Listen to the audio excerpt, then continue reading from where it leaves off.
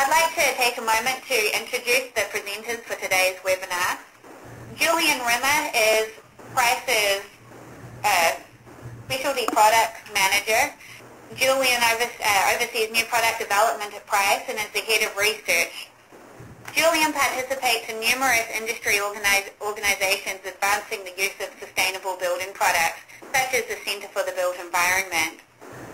Nolan Hosking is the Critical Environments Product Manager at Price Industries. He oversees new product development for the advancements of products used in critical environment facilities, and is also actively involved in application engineering and system design for hospitals. Dennis Sycamore is the Director of Technical Sales at Price Industries. With over 25 years of experience, he is an industry expert on numerous HVAC applications and dedicates almost 100% of his time providing training, project, and design guidance throughout North America and internationally.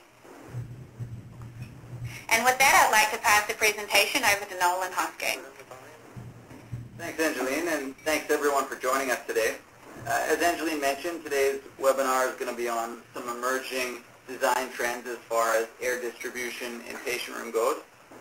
And we'll more specifically be talking about displacement ventilation and chilled beams for these spaces. So a quick look at the agenda. I'm going to start out with a fairly brief introduction, most of which I'll spend the time talking about the relevant U.S. healthcare ventilation standards.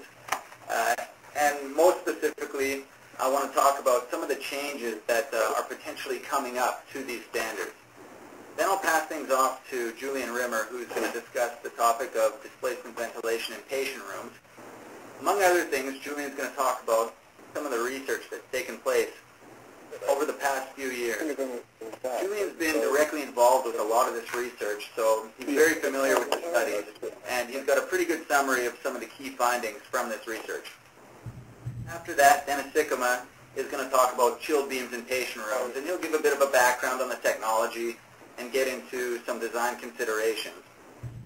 We'll be spending a little bit less time on chilled beams than we do on displacement ventilation, and the reason for that is that we feel displacement or chilled beams are likely to be adopted for these applications a little bit later on than displacement ventilation, so we wanted to spend the most time on the most timely topic. So looking at the healthcare standards that would apply to ventilation in patient rooms, in 2006, the American Institute of Architects released a new version of their guidelines, and this was widely adopted across the U.S. A couple years later, ASHRAE released Standard 170 for the first time, and this quickly became the primary reference tool used by many, if not most, engineers in the U.S.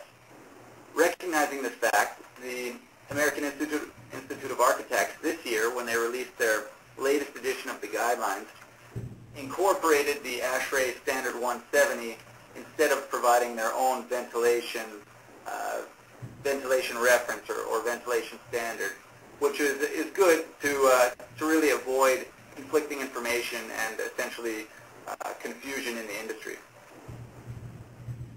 So what I really want to make sure everyone's aware of is some of the changes that could be coming up and look like will be coming up with ASHRAE 170. There are a few addendums that are out for public review right now for this standard, and two of them are very relevant to the topics we're covering today. The first is Addendum G, which covers displacement ventilation in patient rooms, and not only defines displacement ventilation units, but gives guidance for how they should be applied to patient rooms. Next, Addendum H gives much more clarity and definition as far as what a recirculating room unit actually is, a category which chilled beams would fall into. So first, looking at Addendum G. Now this table comes directly out of Standard 170, and the purpose of this table is to identify what types of diffusers can be used in which areas of the hospital. So the only two types of diffusers that show up on this list are Group A diffusers, or horizontal throw diffusers, so your typical mixing diffuser, and then Group E diffusers, which are vertical discharge diffusers, like a laminar flow diffuser, for example.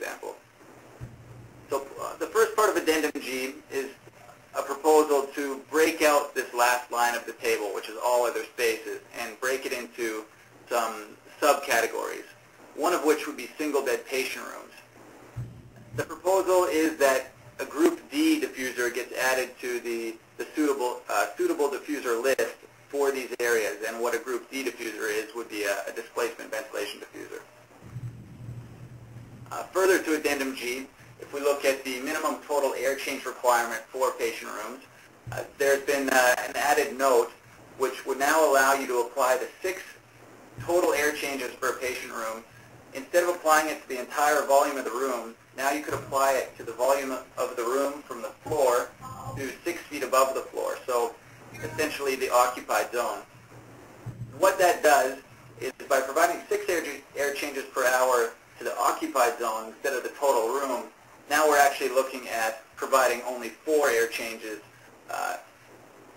as far as the total room volume goes, which is an obvious savings in terms of, or reduction in terms of supplier volume and then when we look at fan energy. Next, looking at Addendum H, which gives more clarity on what a recirculating room unit actually is.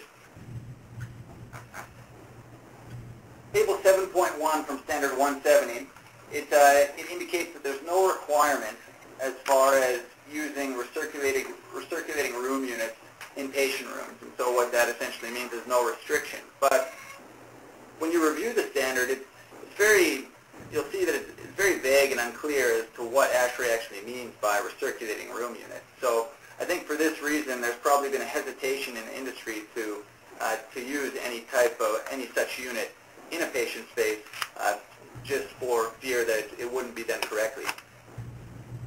This addendum provides a lot more detail and some further notes on what these units actually are. And when you review these additions, you can see that chilled beams would definitely fall into this category. So why would you want to use either of these technologies in a patient room? Well, there's 2 real main reasons for it. The first would be your indoor air quality or contaminant control in the space. When we're talking about a patient care area, really, unless you are able to, at minimum, meet the current standard for air quality, then there's essentially no point in looking any further at a new technology. That's what really drives things in a patient care situation. And both, as you'll see when Julian and Dennis get into things, both of these technologies offer advantages there. And then energy savings is a big one. Whether we're talking reheat, fan energy, free cooling hours, the list goes on. Both of these technologies provide some definite potential for major energy savings in hospitals. I'll now pass things off to Julian Rimmer, who's going to discuss displacement ventilation in patient rooms. Thanks, Nolan. What I'm going to cover essentially is a quick overview at the beginning.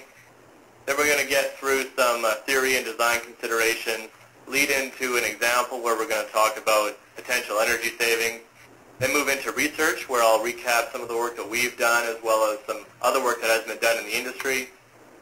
And then finally I'll give you a quick snippet of some various options for various displacement products that could be used and some examples of how they're installed in the space. So just for a bit of background, let's recap what a mixing system is and how it operates.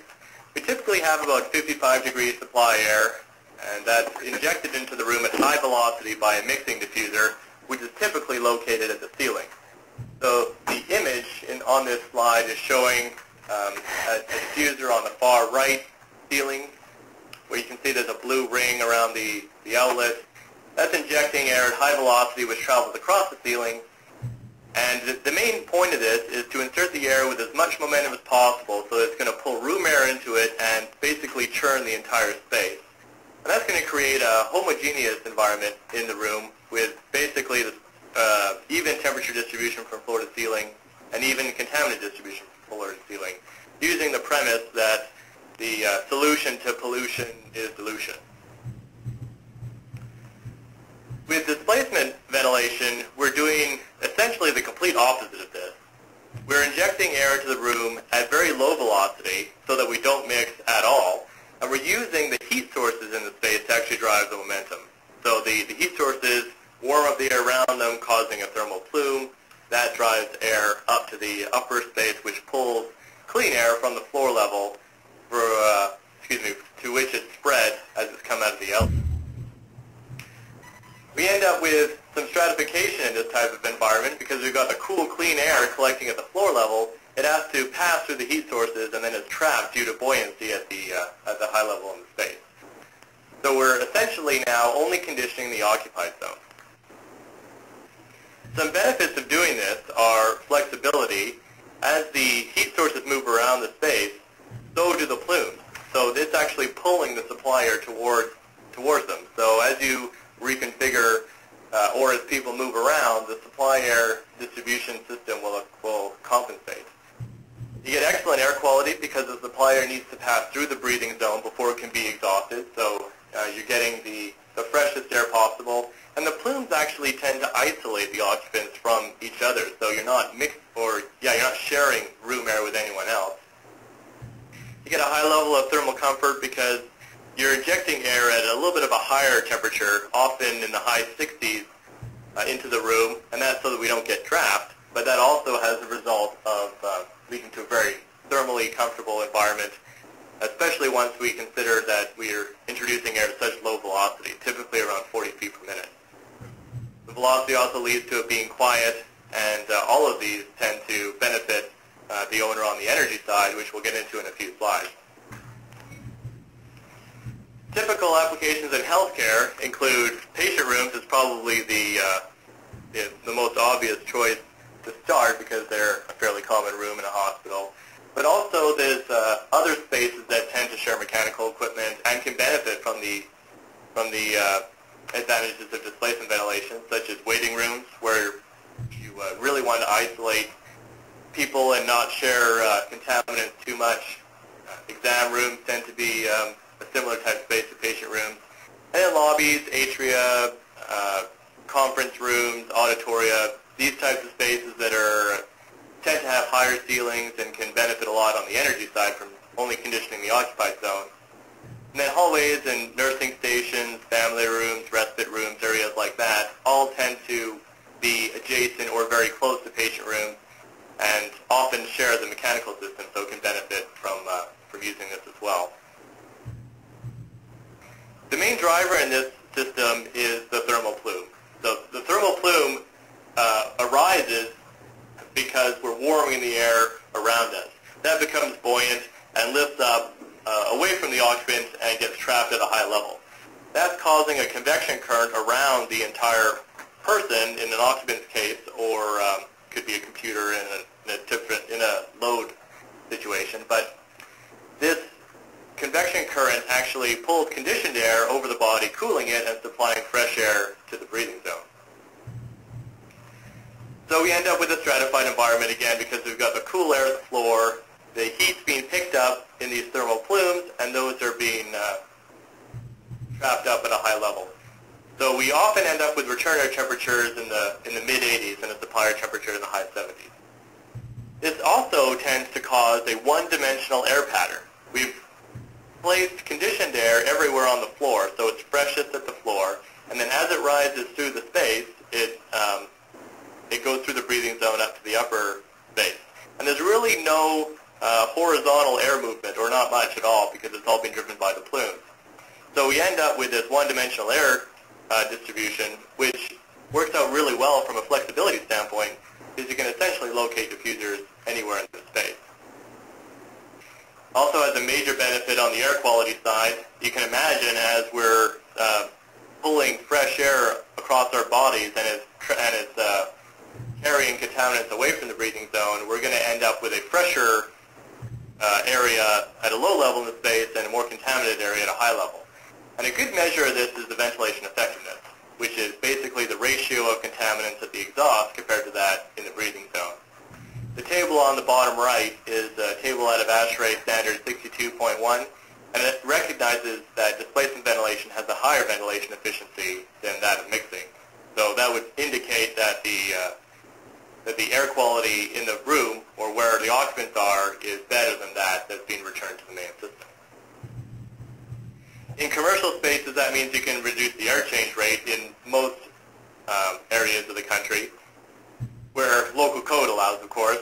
But in healthcare, this has led to a different argument where we really want to define what volume is being used in the calculation of the air change rate. As I mentioned previously, the heat sources pull the supply air towards them, and we've got a one-dimensional air pattern. So locating the diffuser becomes a non-issue, essentially. It can be installed almost anywhere. You don't want to put it behind a door or behind an obstruction such as a couch that's going to be there long-term. But in this case, it's integrated into the millwork, underneath the television. Could be on the foot wall, could be on the head wall if you can work around all the utilities that are already in there. Could be on the bathroom wall. There's a lot of flexibility because it really does not impact the air quality in the space. Returns, however, should be located at a high level because that's where we're going to be trapping our heat as well as our pollutants. Energy saving stems from wider economizer bands, of course, where climates permit. There's potential for reduced air volumes, which we're going to talk about in a few minutes. There's a lot of potential for energy recovery because of the higher return air temperatures. There's a higher temperature rise across the coil. We still need to dehumidify, so the chiller is going to provide around the high 40s, low 50s chilled water. But because of the higher return air temperatures, it's going to see a higher return water temperature, which will allow the chiller to run a little bit more efficiency. And we've got typically lower statics and lower operating supply air volume, so we can maybe reduce the fan horsepower some. This is a specific language from Addendum G that's out for public comment right now. The Group D diffusers, as Nolan mentioned, is displacement diffusers, and it's basically just adjusting the volume that we use when we consider the total air changes in the room. Because we've got this one-dimensional air pattern and we're not churning the entire space, the committee or engineers tend to agree that there's no longer a reason to churn and pull pollutants back down from the upper zone. So they're using the same requirements from current ASHRAE standard 70 of 6 air changes. They're just changing the volume that we use to calculate that to be the occupied space only, which is the first 6 feet in the room. So the bold underlined section at the bottom is the main change to how we would do our math. So if we consider a 6-foot occupied zone to a 9-foot ceiling, which is fairly typical, we'd see about a 33% reduction in air volume simply due to the air change rate. And of course, this is minimum airflow. It might be higher to handle the load. So this is an example of a patient room. We're going to use a 300 square foot patient room. This is going to be the same for the analysis we do in displacement as well as for chilled beams. We've got 6 air changes total room volume for the mixing case, which is going to use VAV where possible. In this particular example, it doesn't work out, but that's certainly a technology that's used fairly regularly. With displacement ventilation, it's also VAV, and our minimum airflow is 6 air changes based on the occupied zone, so that's 180 CFM, and the loads given for the room are on the slide. So the need for reheat is the primary energy saving from displacement ventilation, and we'll spend a couple minutes on this slide. The design case of this patient room is 6,000 BTUs per hour, and that's a 2% design case, so that's 175 hours of the year. The average load for the mixing case we've identified as 3,100, and these are all assumptions. We're hoping they're fairly rational. And that would be a summer cooling requirement, so that average is only for the summer, so that's 4,380 hours. And then displacement ventilation, we've got a lower load. I'm not going to get into it too much now, but ASHRAE Research Project 949 actually provides guidance on how to assign loads in a displacement ventilation case. What it boils down to is we only really need to consider around 13% of the lighting load, 19% of the radiant and conductive load, and 30% of the occupant and equipment load. And that's for the supplier that's being delivered to the space. So that reduces the load on average down to around 1,000 BTUs per hour for a shorter number of hours. It's going to be higher for the balance. So those are the assumptions. This is basically what it boils down to. The displacement ventilation case, The math from Research Project 949 leads us to 69 degrees supplier temperature for all cases in displacement ventilation. The design air volume does go up slightly with displacement ventilation to about 7 air changes on the design case, but that's 2% hours. The average is reduced down to 4 air changes, and then we're able to reduce it further during nighttime and whatnot to even lower, where we do actually need some reheat to supply it at 74 degrees so we don't overcool the space. And the assumptions for mixing are given in the center column, where there's reheat required at any turn down. And that's simply because it worked out really well, where our design case with 6 air changes at 54 degrees higher. This is the math. I'm not going to spend too much time on it, but it's for your reference because this is going to be available for download, so you can check my numbers. So we're looking at the cost of reheat, the penalty paid on the cooling side as a result of that, the cost of fan energy and cost of fan heat. And that leads us to this slide. I think it can be said that I should not be allowed near PowerPoint, because I've made some errors on this chart. But just to clarify what's going on, the cost of heat from the fan energy is in the wrong column. That should be in mixing. So when I rework all my math, I end up with actually a higher total savings.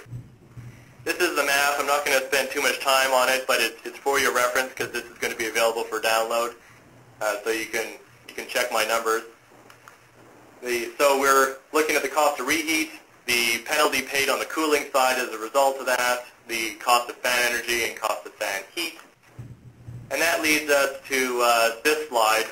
I think it can be said that I should not be allowed near PowerPoint, because I've made some errors on this chart. But just to clarify what's going on, the cost of heat from the fan energy is in the wrong column. That should be in mixing. So when I rework all my math, I end up with actually a higher total savings. But there's roughly $117 benefit to displacement ventilation per year from reduced need for reheat. There is roughly $95 per year benefit to displacement ventilation from the cooling of that air that I've since reheated. And on the fan side, we have lower air volume for a greater number of hours, so we can reduce our cost of circulating that air through the building, as well as the heat required from the motors in order to do that. So the total ends up being around $413 per room per year, and that's for the patient room. Of course, there's other spaces that would share the equipment, so there might be some benefit there as well. So the primary advantages here are the reduced need for reheat, and that's because we've got lower minimums that we can go to and higher supplier temperatures. So that's, on the energy side, the main benefit. On the air quality side, there's benefit also, and that's going to be the main topic of discussion in this next section.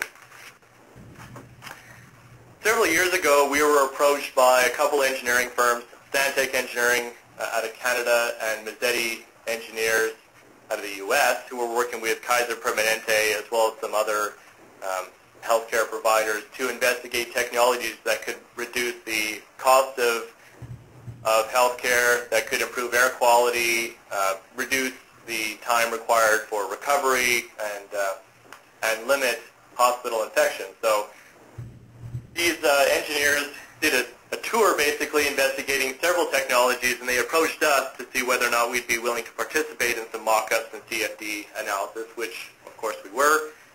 We started with some CFD studies, and then that led very quickly into a study where we investigated the ventilation effectiveness of displacement ventilation up at a lab in Winnipeg, Canada. So we basically mocked up a patient room as well as a waiting room and checked the ventilation efficiency. That led, due to the positive results, into a particle study which we conducted with the University of Minnesota in the same lab. I'm going to present the results of that here. And then ASHRAE got involved through the engineering firms, and that led to a larger scale research consortium, including Purdue University and National Institutes for Health, where they investigated several things, and I'm going to summarize some of their results here as well. And while that was going on, we continued to investigate displacement in healthcare by doing actual site tests in an occupied hospital that was in Modesto, California, owned by Kaiser.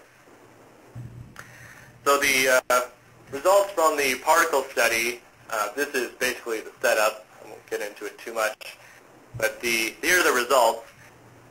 The main thing here to note is the relative areas under the curve. So in this case, the one that's shaded in blue.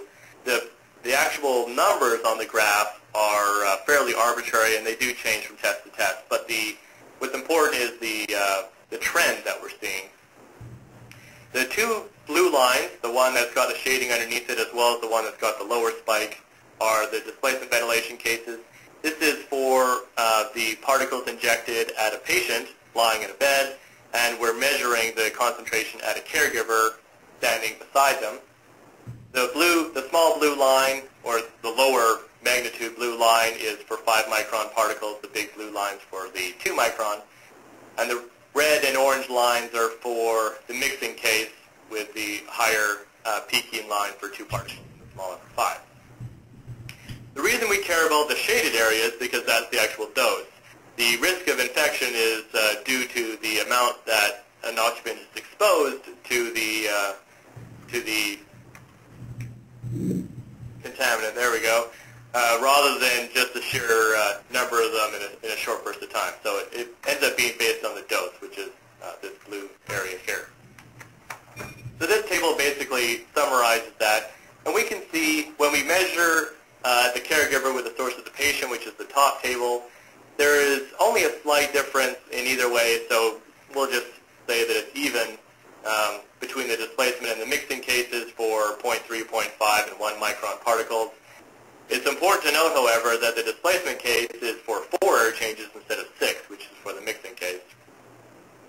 The larger particle sizes do show a benefit on the displacement case in terms of exposure, so that's a plus. When we look at the source of the caregiver and the counter as the patient, we see a dramatic reduction in the smaller particles and still a smaller reduction in dosage or dose for the displacement case of the larger particles. And we would actually expect this because the smaller particles, those less than 2 micron, display aerosol properties, so gravity does not really impact their movement within the spaces as much as it would for the larger particles. So it's being carried with the air, which of course rises from floor to ceiling. So it would take the pollutants away from the caregiver, not even allowing them to go down to the patient area. So all we really see here is a little bit of diffusion that's going on. So that was quite promising in terms of results. When we went to the Kaiser Hospital to do an on-site ventilation effectiveness test, these are the results from that. The white lines are all the cases for mixing. The red lines are all the cases for displacement ventilation. You can see we started the test at time is equal to 0. The time constant basically normalizes it to the run of the test. So I'm not going to get into all that math, but it's available in ASHRAE Standard 129 if you're interested. But 0 is basically the start of the test. So we can see that the concentration at the inlet for both cases rises quite quickly, which that's because it's being measured in the supply duct. And then the concentrations in the breathing zone and the exhaust rise over time. It's important to note that in the displacement case, the red squares actually do rise slightly sooner than the red dots. And that means the breathing zone is rising before the exhaust, which is, of course, what you'd expect because it's passing through the breathing zone before it gets to the exhaust. So we're always happy when we see things that we expect. And that actually crosses over around the time constant equal to 2 as the exhaust concentration becomes higher on average than that in the breathing zone, which, again, is our ventilation efficiency. So this test is also validating what we've seen in terms of ventilation effectiveness from ASHRAE Standard 62. The mixing case shows that they rise pretty much on top of each other and they display the same, on average, concentration through time, which is, of course, also consistent with ASHRAE Standard 62 with a ventilation effectiveness of 1. So, of course, course, we're excited to see that the results are what we expect and also meet other results. It's also important to note that the displacement cases were run at lower air change rates than the reference case.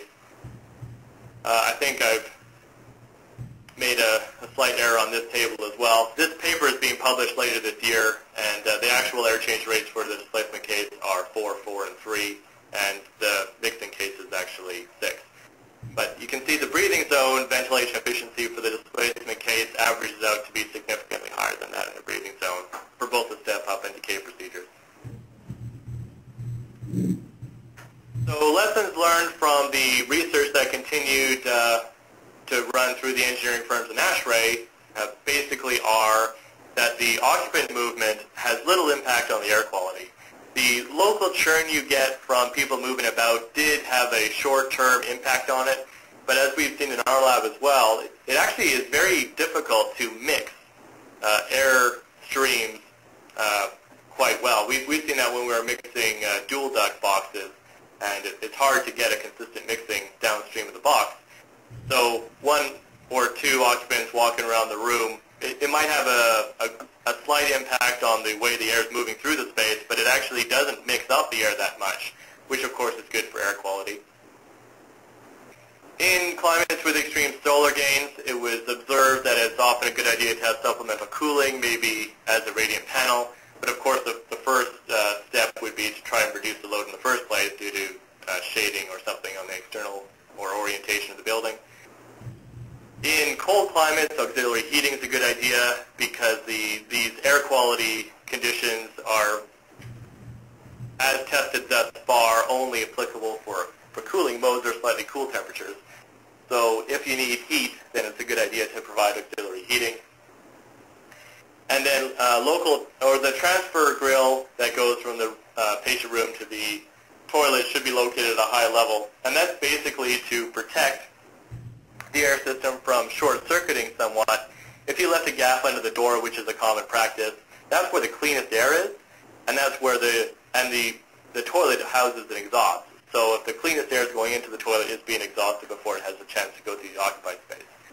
So instead of a door undercut, it's a good idea to locate a transfer grill above the occupied zone. And if possible, the ideal scenario would be to locate the other side of the transfer grill at a low level, so we have a Z-type duct going through the wall. So some typical images of displacement diffusers. The flat diffusers are the most common. The one in the middle actually fits into a wall. This is the most common for patient spaces, but the other diffusers are used often in healthcare as well.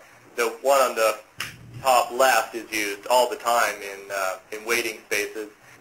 Round diffusers also tend to look nice, so architects like them, and they end up being used fairly regularly also. Here's some images of them installed in a cafeteria, kitchen.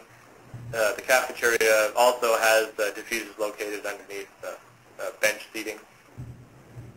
These are some offices. You can see the diffuser mounted in the wall as well as in the corner. The recessed diffusers are, we showed the one in the cafeteria earlier, but these are also usually applied in auditoriums or theaters. The ceiling diffusers are an excellent option for hallways because it gets the diffuser off the ground, and that also helps protect it because corridors often have gurneys and whatnot that can fly through sometimes at some velocity. So you can see some examples of those installed here. And with that, I'm going to pass it on to Dennis Thickema, who's going to present the chilled beam case. Thank you, Julian. Let's talk about chilled beams. What we're going to do is have a little overview. We'll talk some theory and design consideration. We have a patient example. And as Julian said, this is a newer technology than displacement. However, as I travel around the country, there certainly is a lot of interest. There's a lot of buzz in the industry. Why are people interested in chilled beam technology or this hydronic product? If we think about it, we know that we can transmit energy 2 ways in a facility like this, by air or by water. And if we recall, we can transmit energy much more efficiently with water than we can air. So that's why it had a great deal of interest in Europe. And as we've seen with many of these green technologies, they were used in Europe and they've been brought over to the United States. So it started out with metal ceilings. which had a radiant heating panel. That goes back about 60 years ago. And then they grew from that into a chilled panel so we could be able to heat and cool. Both of those are radiant, so the heat transfer is by radiant heat. And so when we were looking at them, back then when they were using them, one of the issues was, especially on the cooling side, because their temperature differential is fairly low between the supply water and the space temperature, we needed a lot of panels in the ceiling to accomplish it, so that's why passive beams came out. And passive beam is a purely convective product now. It's not radiant. It is convective, and it sets up its own convective plume where warm air rises, gets up to the cooling coil in the passive beam, is chilled, drops back down to the space, and sets up its own cycle, which is great, except then we have to provide a separate way of bringing in ventilation air to the space. And how can we do that? Well, that was being done by displacement ventilation for many years in Europe, but they said, well, why don't we incorporate that into the active chilled beam? What that does is it does two things for us. Number one, it takes care of the ventilation requirement, but number two, it greatly enhances the cooling capacity of that device, and not only can we cool with that device, we can also do heating. So that's what we're going to focus on today, is an active chilled beam, because it has the cooling capacity, able to heat, and it has the ventilation built right into it. The last development in all of these hydronic products is what's called a chilled sail. The chilled sail is basically, if you would think about a combination between a passive beam and a radiant product, in that it has a radiant component to it, but it is designed to encourage a much more convective component than what we would see with, say, a radiant chilled panel. And so it has much higher capacity than the radiant panels do. So if we look at why do we use them, well, there's a fan power and fan heat savings. As I said, number one, we are going to bring less air into the space because we are going to do it hydronically and not with air. And because of that, our fan power is reduced and our fan heat associated with that is reduced. And as you will see as we get into it, and as Nolan had mentioned earlier when we were looking at ASHRAE 170, instead of bringing 6 air changes per hour into each of the spaces, we're going to reduce that to the bare minimum required, and that is the 2 air changes per hour. Because of that, the amount of heat required to reheat that 2 air changes versus 6 creates a significant difference. And the third point is that we can do some winter heating. We can use the chilled water return that is elevated up to 62, 65 degrees. We'll talk about why we do that in just a minute. But that air can be used in an outdoor air system or a dedicated outdoor unit to do preheating or heat the air, and so that chilled water can work for us over there. We can also have a higher chiller plant efficiency because of the higher temperature differential between the supply and the return water temp. And as I think Julian talked about in the displacement side, also on this side, we can have a longer water side economizer because of our elevated supply water temperatures over what we would see in a standard VAV system. So some of the benefits in there was an article in the ASHRAE Journal a couple of years ago talking about how the whole green movement is affecting healthcare facilities. And they were talking about we're trying to reduce energy costs and things like that, and that's some of the things that brought the whole displacement question to Julian and to Price Industries. But part of that article also is they said we want to improve the healing environment. We want people to heal more quickly. We want a more comfortable environment. If we get them to heal more quickly, there's less chance of any infection. We can get them out of the hospital quicker and back home where they want to be. One of the things that was found is that typically a healthcare facility has a lot of hard surfaces that can be very noisy, disruptive to sleep, and so that was a concern. And the beauty of this type of device is it has a very low NC level. There is a reduced plenum height because now we're bringing much less air into the space, and so the requirement for ductwork can be less, which ties into the next point of the reduced footprint. Because we're having the energy transferred by denser medium water versus air, my duct riser, my chase, my equipment run can be much smaller. A supply duct to a chilled beam can be 4, 5, 6 inches, and then there's a small pipe that's run to it as well. And we can have improved comfort because we have the humidity controlled by a dedicated outdoor air system, so we have that under control.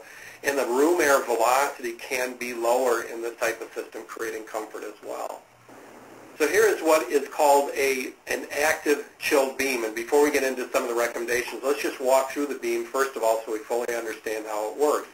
If we start in the top left-hand corner, you'll see the blue arrows coming in, and that's a duct connection. As I said, that could be 4, 5, 6 inches diameter. And that's where the 2 air changes per hour come in. It fills the plenum at the top of the device. At the bottom of that plenum, you will see a horizontal line, and there's 2 little induction ports at the bottom of it. Those are induction devices that create the induction or aspiration where the air moves into the chill beam, mixes, and comes out. The important point is there's several of those along each side of the plenum. The side of those jets, the size of them, and the number of them creates what's called the induction ratio. How much air am I going to draw out of the room, mix with a supplier, and put back out into it? Typically, that induction ratio will be anywhere 3 to 4, 5, 6 times as much. So for every 1 CFM at the very lowest point, I'm going to induce 3 CFM from the space, mix it, and I'll have 4 times that amount of air actually moving in the space, creating comfort.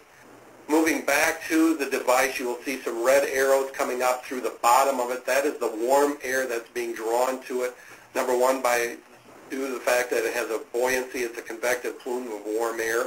Then, as I said, those jets are inducing the air, drawing the air through, and it puts it out through those supply channels on each side. And those supply channels, if we look at them, basically they're very much like a slot diffuser. So if we think about it, is we're drawing air through a perforated or a linear bar face up through the coil and then inject it into the space through a slot diffuser. So we select and position based on throw, similar as we would as a diffuser, and we want to have the velocity in the occupied zone 50 feet per minute or less to maintain comfort. So with these devices, as we would a standard slot diffuser, we have to be concerned about where we put them, how much air we put through, and be cautious, because if we put more supply air through the unit, we can get more cooling capacity. However, we can also create unwanted drafts in the space. We select the cooling entering water temperature 2 degrees above the dew point. Why? Because we want to be sure we don't have condensation problems in the space. And typically in a patient room in a healthcare facility, we've got the latent under control, and so all we need to do is maintain the supply water temperature 2 degrees above that. If there is concern about having any condensation problems, beyond the scope of this discussion, we can help out with looking at control devices and monitoring devices to ensure that doesn't happen. And we want to keep the entering water temperature for the heating side, if we're going to do heating, 140 degrees or less to ensure we don't have stratification.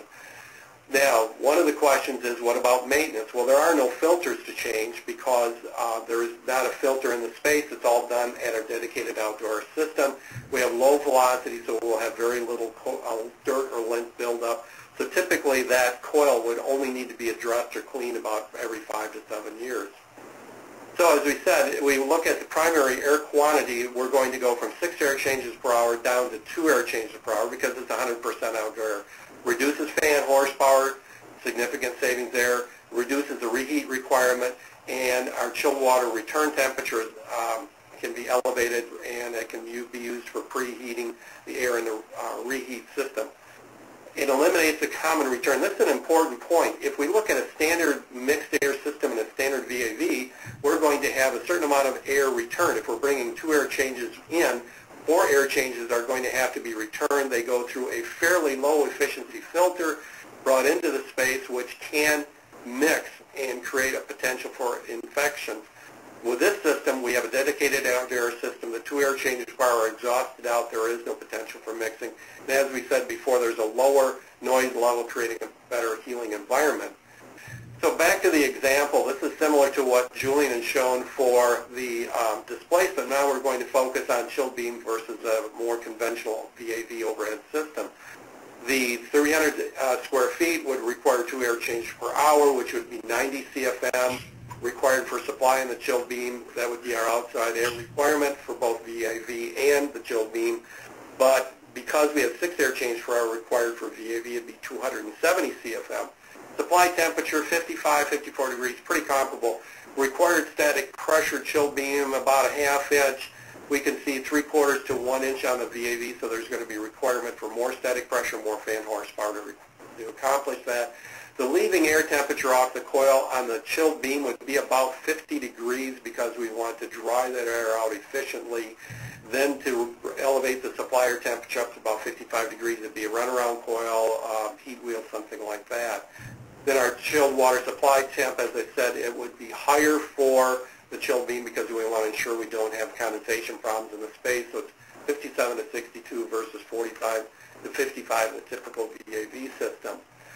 The energy comparison, if we look at the fan power required per room, and we look at, because we're bringing 2 air changes versus 6, we drop our brake horsepower per room down significantly to only 1/3, so it's 1.03 brake horsepower versus 3.08. The reheat required in there, because once again, 2 air changes versus 6, it's only 20 therms versus about 159. Overcooling potential, once again, will we have air cooler than we need in the space? Because we're bringing less air into the space, there's less potential for overcooling. Associated with fan heat savings, because we have a much smaller fan and we have a lower air change rate, our potential for fan heat being incorporated into the supply air, we go from 292 to about 875. If we look at 1 kilowatt per horsepower, 1 kilowatt per ton, about a tenth per kW dollar, or 10 cents per dollar, a dollar per therm. Basically, if you work that all out, it's a savings of about $450 per patient room per year, which is a fairly significant savings. Back to what Nolan had brought up before, this question comes up, okay, is this allowed? Are we able to do it? As Nolan had brought up, AIA, FGI are going to adopt ASHRAE 170, and ASHRAE 170 at the summer meeting has this addendum out now for public review, and by January they will be back in the fall, and at the January meeting, the hope and the focus will be is getting that approved, and that would allow then for non-filtered, non-conditioned air to be recirculated in the room through an active chill beam. It would be able to serve only one space, and then there'd be a MERV6 filter that would be on the dedicated outdoor air system that would filter the air before it gets into the space. So with that, I will turn it back over to Nolan, and he'll conclude. Thanks, Ed. Just to go through a quick summary of the main themes from today. The first is contaminant control. Both technologies provide advantages there. Displacement ventilation with its single pass motion from floor to ceiling, lifting contaminants out of the breathing zone, and then chilled beams, getting rid of common returns and potential for cross-contamination between spaces. Then from an energy savings perspective, once again, both technologies significant advantages. We've got free cooling on the air side when we're talking displacement ventilation, water side with chilled beams. Both have the potential to significantly reduce or possibly even eliminate reheat costs. And then supply air volume reductions, especially when we're looking at when we look at chilled beams, moving from 6 air changes to 2 air changes, an obvious major advantage there. So what are we talking about in terms of payback or return here? Well, when we look at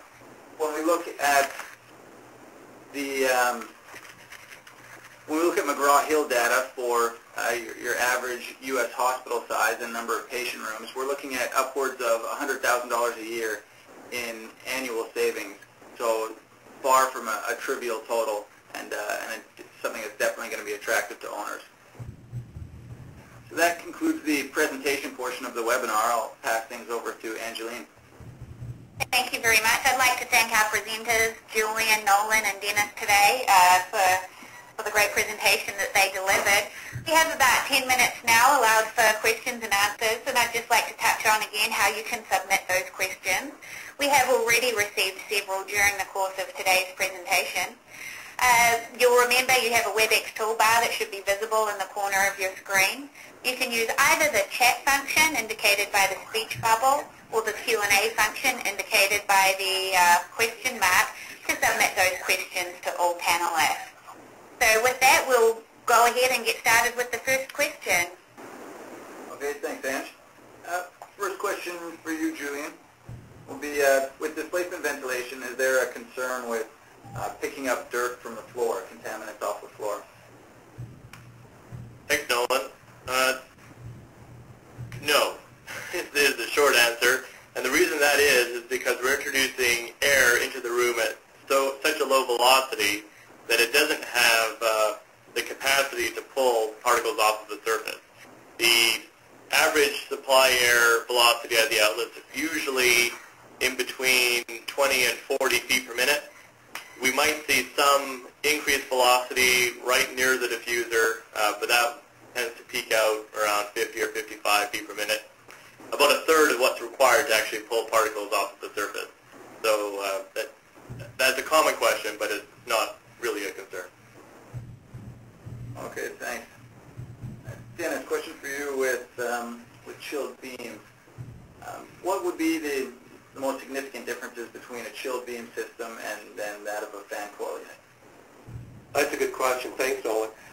Basically, one of the things you look at, first of all, we talked about the healing environment. We want to have it quiet in the space, and the potential for sound levels being elevated with a fan coil being located in the space is certainly there. There can be maintenance issues if there's a filter on that unit, in the fan coil unit, that needs to be changed. We have a fractional horsepower motor that may need maintenance replacement, things like that. And the thing to keep in mind also is that there is a significant difference in the efficiency of a fractional horsepower motor distributed out in the space versus a central air handler. The central air handler typically has a much higher efficiency to it. Also, the fan coil typically will not have outdoor air brought to it. We'll be able to handle our ventilation load and ventilation requirement with a chill beam where that fan coil may not. Okay, great. Thanks, Dan. Julian, a displacement question for you. How many states allow the 6-foot ceiling height variable when calculating the air change rate for a patient room? There are not many states that specifically allow it. In fact, I don't know of any states that specifically allow it as part of the code. There is a hospital in California that does have it in a commissioned state, so OSHPOD has already approved it for use. I think that would be under an interpretation request or a variance request. There are also several other hospitals in California that have already been through that variance procedure and has been approved by OSHPOD. But it's largely expected that the ASHRAE standard 170 will accept it as of the winter ASHRAE meeting, which would be obviously a good thing for any state that uses the AIA guidelines or FGI, which is most of them, I believe. So though not yet by code, I think that it would be not a insurmountable argument in order to get a variance for this because of the amount of research that's been done, because of the precedent to California, as well as the impending changes to ASHRAE 170. Thanks, Julian. Another question on displacement. Has there been any research completed for how the thermal plume forms around a patient who is in bed in the patient room? I'm not aware of any specific research that addresses that. I think that to comment anecdotally, having been part of all these research studies, I don't think I've ever seen a case where there hasn't been a plume formed around the patient. So I would say I've never observed it not happen. The research suggests that the air quality is maintained as it would be if the patient was on the floor. We do have some images of a plume forming from some of our research colleagues from site smoke tests. So although I'm not aware of anything that's actually been published research-wise about the strength of that plume, I've seen it exist in every situation. Okay, thanks.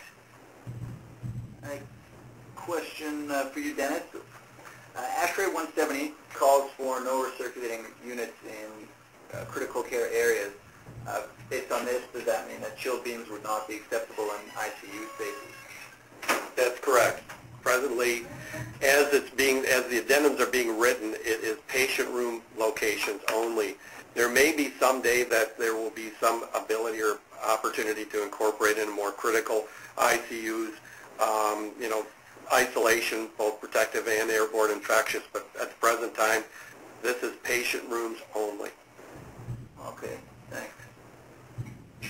Julian, with displacement ventilation, would you usually see a separate air handling unit for the core spaces versus the patient rooms?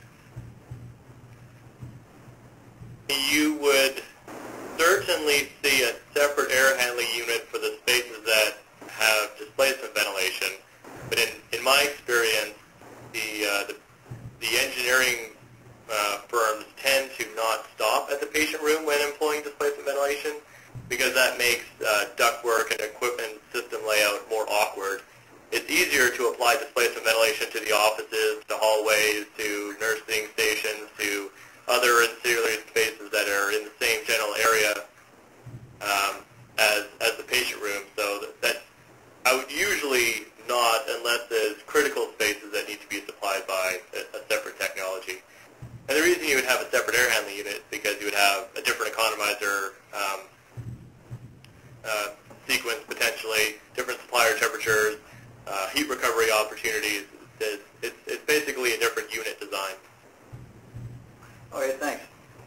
And Dennis, there have been concerns raised over room contaminants building up on the coil of a chilled beam and therefore requiring frequent cleaning. What is your position on that? Well, as we were saying in the presentation, this is a sensible-only device, and so the potential for having any contaminants build up on the coil is minimal because there isn't any moisture to hold it there. The room should be, and typically is, very clean. The velocity rising up to the coil and to the chill beam is very slow, and so the opportunity to draw those contaminants up to the face is only minimal.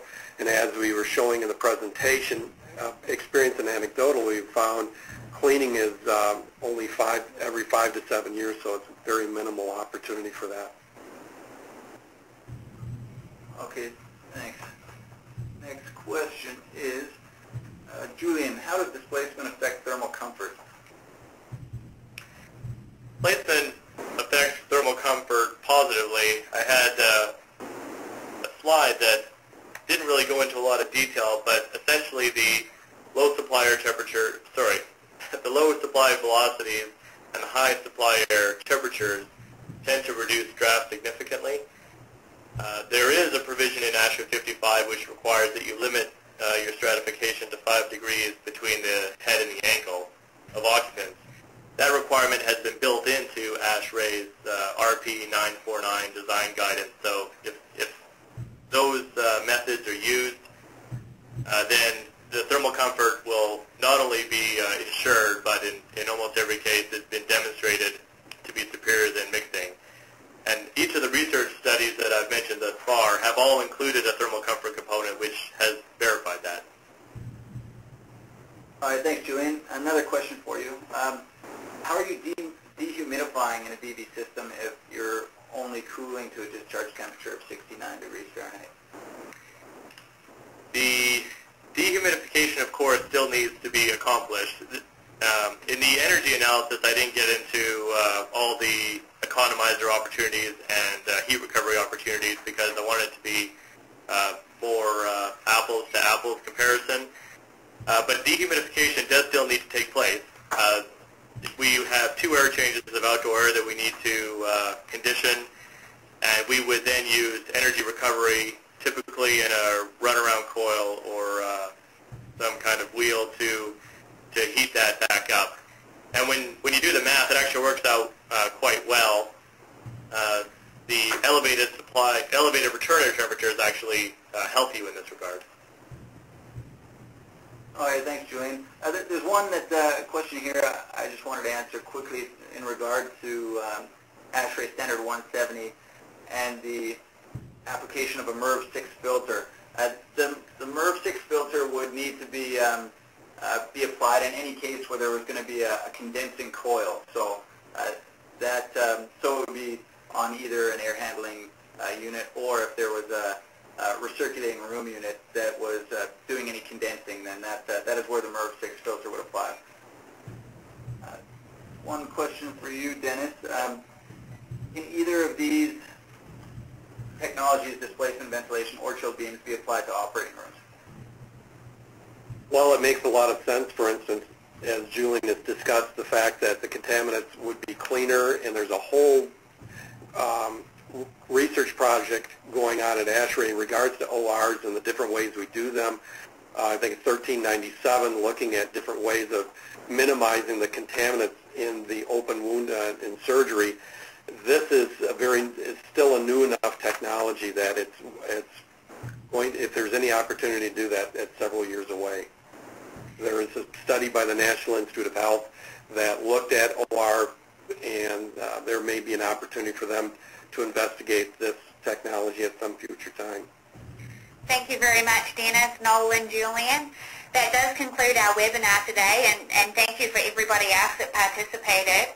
We did not have the opportunity to answer all of the questions that were submitted, so we will follow up with you over the next couple of days to make sure that those questions are addressed.